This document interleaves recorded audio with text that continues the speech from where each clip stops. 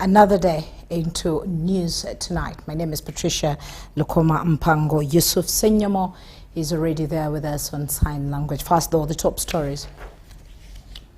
The news headlines are brought to you by the Deposit Protection Fund of Uganda. Keep your information up to date with your regulated financial institution. Customer deposits are protected up to 10 million Ugandan shillings. Terms and conditions apply. In our top stories tonight, General Muhoozi calls on armed forces to make Uganda proud. Deputy Speaker Tayebwa tells the EU Parliament not to interfere with the internal affairs of African countries. And then over 4,000 attained academic excellence at UMI's 23rd graduation. And lastly, National Anti-Doping Organization of Uganda promises a nationwide education to curb on the doping. Brought to you by the Deposit Protection Fund of Uganda. Keep your information up to date with your regulated financial institution. Customer deposits are protected up to 10 million Ugandan shillings. Terms and conditions apply. Thank you very much for allowing us into your space as we start off with an official announcement. This is to request you to relay the following announcement onto you, our dear audience. The Minister of Public Service informs the general public that Tuesday, 12th May 2026 will be observed as a public holiday throughout Uganda to enable citizens of Uganda to attend and follow on media the inauguration and swearing in ceremony of the President-elect of the Republic of Uganda, His Excellency General Yoweri Kaguta Museveni, for the term 2026-2031.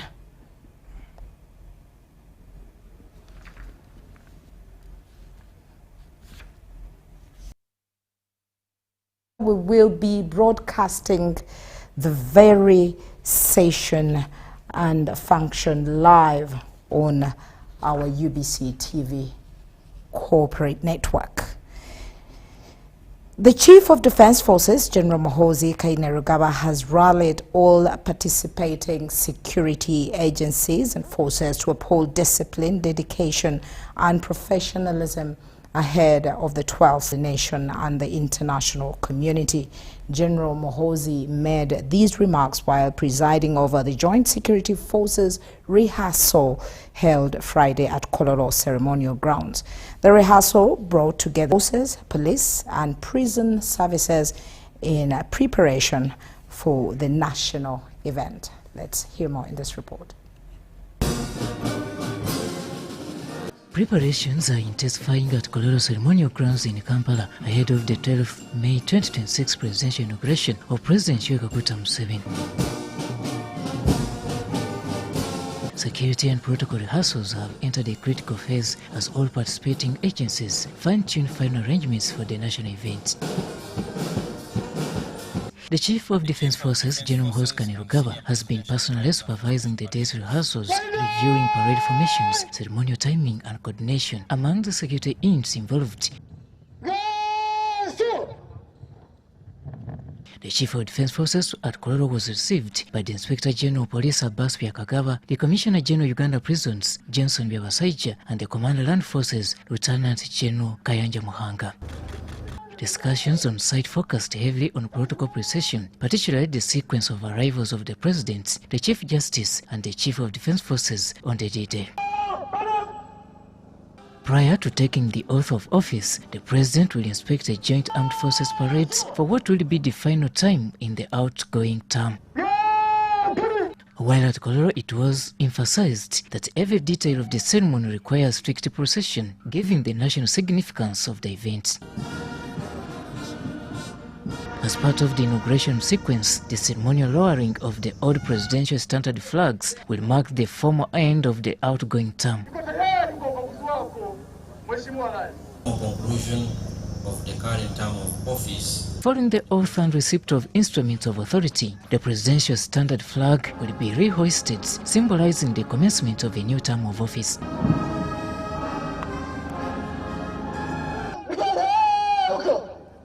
Upon swearing in, the president will receive a ceremonial swords and shields, followed by a 21-gun salute in recognition of his renewed mandate as the Commander-in-Chief of the Armed Forces.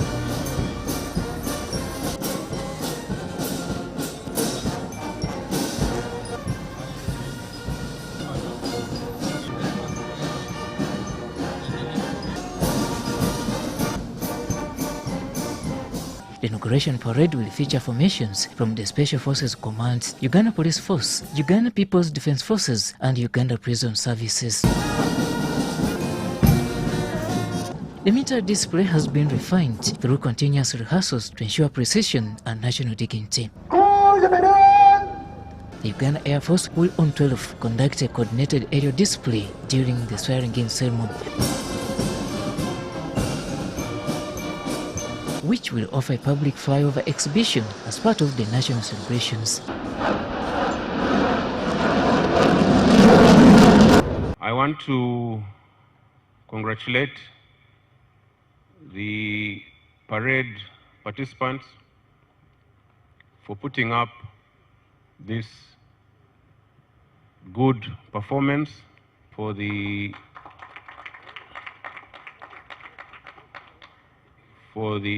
final rehearsal before D-Day, which will be Tuesday next week, the 12th of May. However, he noted that final adjustments are still necessary, particularly regarding timing and certain ceremonial cues, emphasizing that it is not yet too late to correct the remaining gaps. I saw a bit of issues with timing between the band and this timing here. Then I also noticed a bit of the parade. The parade stopped playing music for some time when the president was inspecting the parade. Muhoozi further praised the dedication of the armed forces, highlighting their commitment to ensuring a successful national occasion. An inauguration parade is more than marching in formation.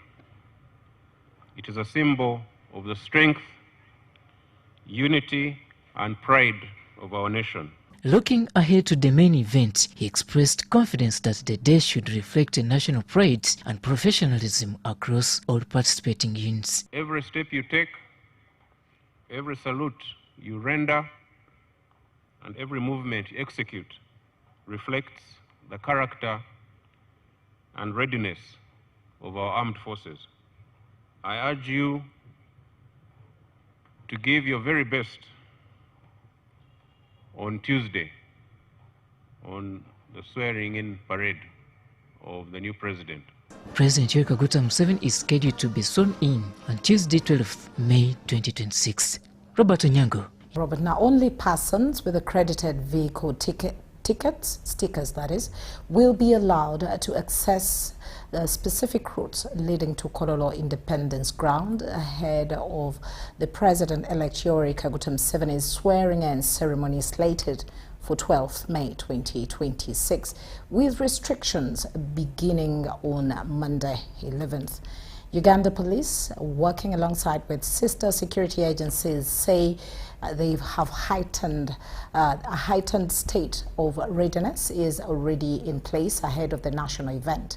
Our reporter, Crispus Arenitwe, with the details in this report.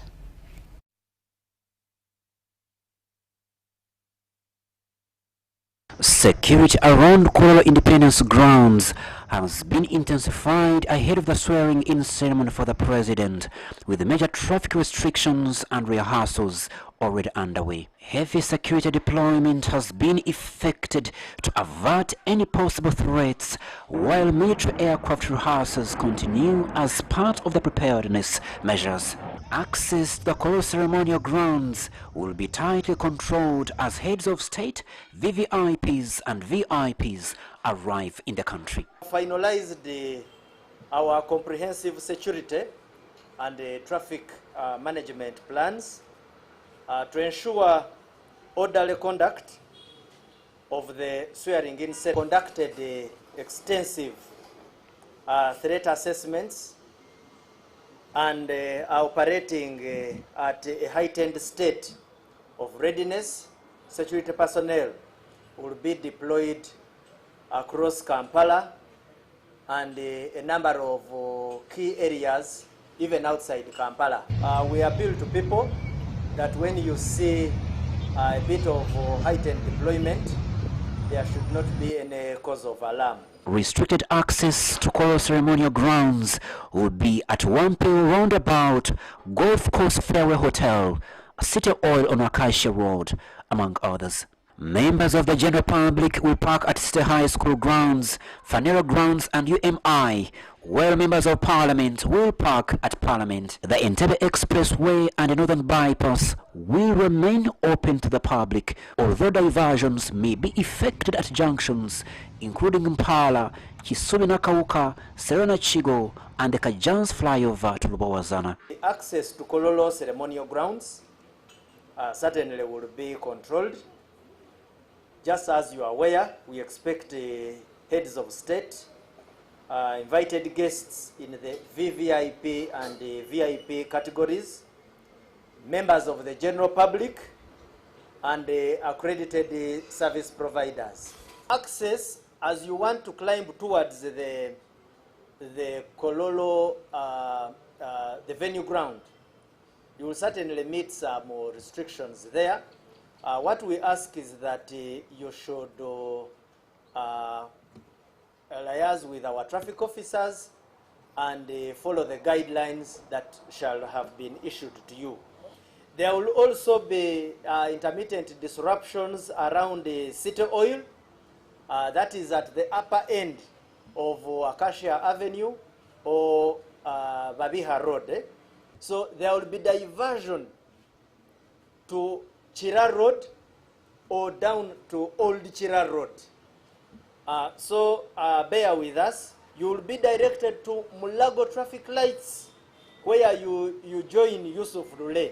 The newer officers will temporarily relocate to Chitaji Primary School until 13th May. The public is advised to avoid non-essential travel within central Kampala and work remotely where possible. Access to parking areas will be strictly limited to accredited persons. All invited guests are advised to clearly display their stickers for easy identification.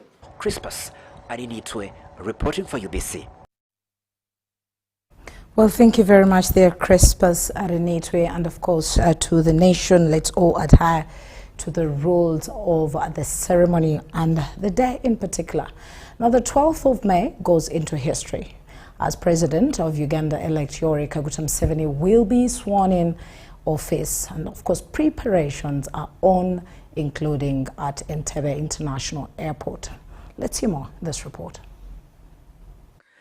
Preparations are in high gear at Entebbe International Airport ahead of the swearing-in ceremony of President Yoweri Kaguta Museveni, with the airport expected at once to take center stage in hosting international dignitaries after successful of heads of state, diplomats and delegates expected for the inauguration ceremony.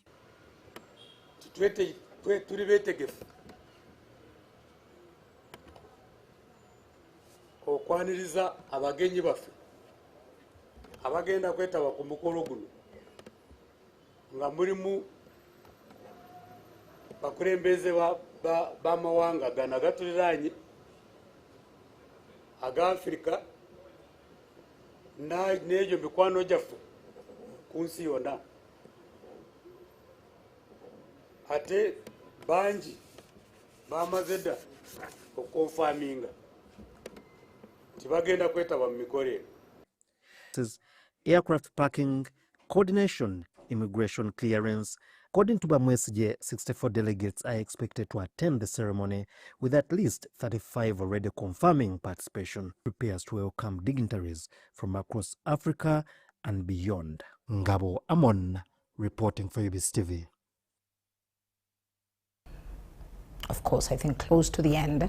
So to the ceremony. A ceremony led in tradition, guarded by the law, and crowned with symbols that carry the weight of the nation. Tonight, we go beyond the spectacle into the meaning of the instruments of power, what they are, where they come from, and who they are truly serving. More in this report.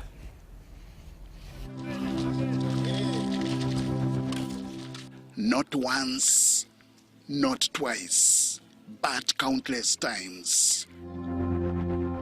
Ugandans have over the years voted for their national leaders.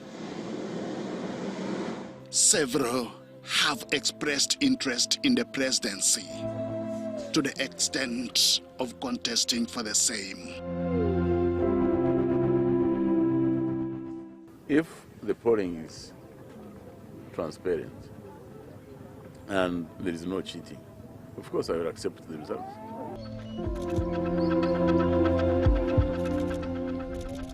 The vote has always ended in favor of Yoweri Kaguta Museveni.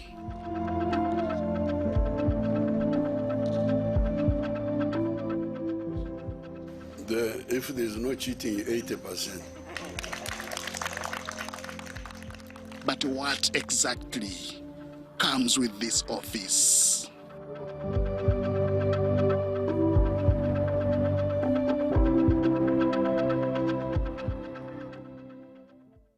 Close all the education institutions which accounted for 15 million Ugandans. Those ones were closed. This is how the streets of Kampala, Uganda's capital city, and its outskirts appeared in mid-March 2020. A nationwide lockdown had been declared by the head of state due to the COVID-19 outbreak. We therefore adopted the strategy. Several presidential addresses followed during this period, and directives were issued, obeyed, and enforced. In conformity with international law, this prohibition of incoming passenger planes will come into force 24 hours from midnight to night. That is to say, on the 21st of March 2020. But how would the orders of just one individual be effected across the country? It is the right. The grounds are always prepared with the Kololo, often ready for history. At the center of it all is a moment both quiet and monumental. For you to administer the oath of allegiance and the oath of the president. I, Yoweri Kaguta Museveni, hand raised, eyes forward, same words. That I shall faithfully exercise the functions of the President of Uganda. That oath is where power begins. So help me God. Not in the gun salute, not in the parade, but one by one, they are brought forward, carefully and deliberately. The Constitution remaining firm and unyielding as the supreme law, the national flag, black, yellow, and red as the spirit of Uganda, the presidential standards marking the presence of the head of state. Then comes the coat of arms with the crested crane and the cob for Uganda's heritage and identity. The public seal, symbolizing authority behind every state decision. The sword and the shield are symbols of protection, not aggression. These are not mere ceremonial objects, but the architecture of power. Each one answering a different question. Who gives authority? Who executes it? And who is it meant to serve? It shows that the three pillars are in concert, they're into play. The judiciary, the executive, and the legislature. But this supreme power is given to the president. Those functions and the rights that the president exercises are all derived from the Constitution of the Republic of Uganda. The executive powers give the head of state more authority and power to govern, because the structure of leadership cannot be equal. There must be the overall. The back ends with the head of state. So, are these instruments for the state, the country, or the nation? They are inseparable because the state governs through law. The country exists within borders and the nation lives in its people. And these instruments bind all the three into one presidency. There are these three words: country, where you live. I think it is from Latin. The land before you. Nation are people who are descended from one ancestry. Because that word nation is also, I think, originally from Latin. It must be meaning natis, something like to be born. State is the organized authority over the land. At Entebbe Airport, Prime Minister Milton Obote. Uganda's journey to these instruments is not recent. Sergeant Major Sidney Small of Birmingham. From the lowering of the Union Jack in 1962 to the turbulent years that followed to the rebirth of constitutional order under the 1995 Constitution. By the Chief Justice. These symbols were shaped by history, refined by experience, and anchored in the need to never again follow the path of lawlessness. And bear the true allegiance to the Republic of Uganda, and that I will preserve. When the newly sworn-in president steps forward, uniforms gleam and boots strike in unison. He walks slowly past the guard of honor, measured, observant, and presidential. It shows very clearly that we adhere to the rule of law and order, and to ensure that constitutionalism are the bearing and clear instruments that are handed to the president when he's being sworn in for 5 years, which is a mandate given to him by the people of Uganda. The moment you win and you go to what we call plot one Nakasero, the back of the country ends with you. You can only run government with a team of people whom you have a right to appoint, because again, this is your mandate. You are the one with the mandate. Either in the judiciary, you have a role. Even the laws we pass, the laws we are going to pass in parliament, I'm going to be in the 12th parliament. You can only pass a bill. It cannot be an act of parliament until the head of state has signed or acceded to it. Uganda prepares once again, not just for a ceremony, but for a reaffirmation that power is not seized in the shadows. It is handed over in the open, not enforced by fear, but guided by law and carried in the weight of the instruments of power. Henry Okrut, UBC.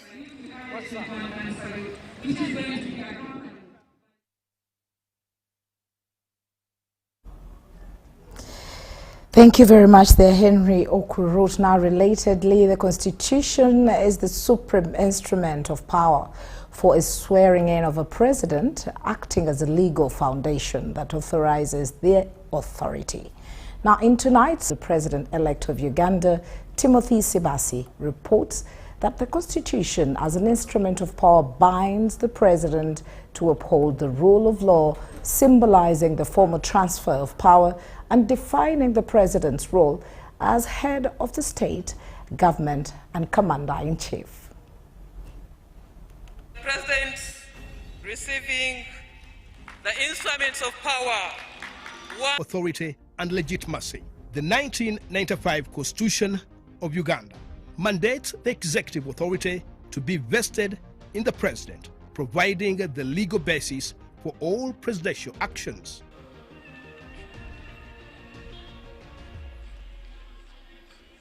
The Constitution as a formal swearing-in requirement, the president-elect is required, by Chapter 7, Article 98, to swear allegiance and take the presidential oath before assuming office, as outlined in the Presidential Transition Bill 2014. Swear in the name of the Almighty God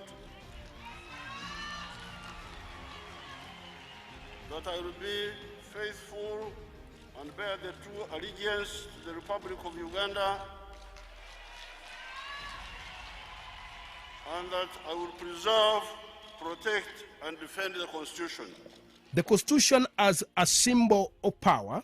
During the swearing-in ceremony, the President is handed over the Constitution alongside other instruments like the flag, national seal, and the sword, symbolizing the transfer of authority and duty to protect the country.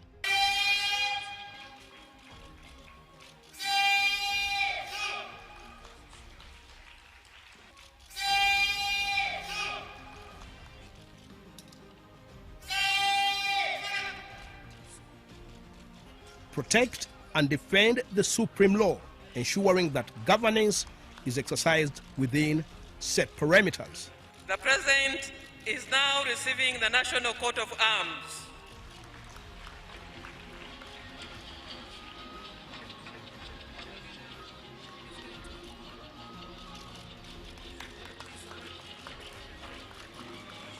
Within the context of Uganda's constitutional history, the Constitution is upheld with authority. President's commitment to the nation and the rule of law, making the Constitution the supreme instrument for good and modern governance.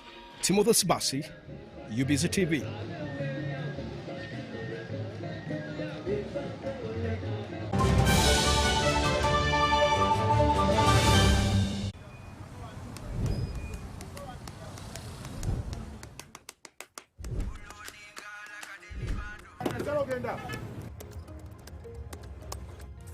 And that's it for today. Till the next episode.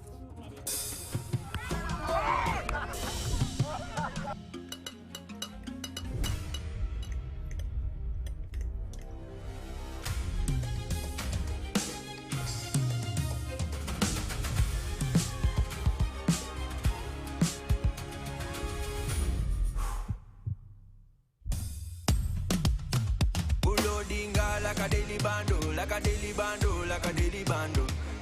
Omuliro nguwulira muli mu mutima kukankana like drums. Kalakata, kalakata, enendungu yakusabula. Mikono juu, free of fire, free of fire, free of fire. Is as important as earning it. It is for this reason that the Deposit Protection Fund of Uganda, DPF, was established by the government of Uganda, that your commercial bank, credit institution or microfinance deposit-taking institution fails, the DPF will pay you up to 10 million Uganda shillings. Keep your personal information such as national identification NAT, AHA Towers, Plot 7 Lodell Road, Kampala. Call 0312 206 400 or visit our website at www.dpf.or.ug. We are the DPF. We protect your money. Protection Fund of Uganda. It's back, bigger, and with more business opportunities. It's the Pearl of Africa Tourism Expo, Poate 2026, Uganda's flagship tourism event. 26 at the Speak Resort Convention Center, Munyonyo, under the theme Wanderlust. It's your time to thrive. Yes, it's your time to tap into Uganda's renewed optimism and tourism growth. Tourism stakeholders, travel trade partners, and tourism enthusiasts will be part of the Poate 2026. Come and network with like-minded people. To participate, register at www.poate.co.ug. Poate 2026 is brought to you by Uganda Tourism Board and partners.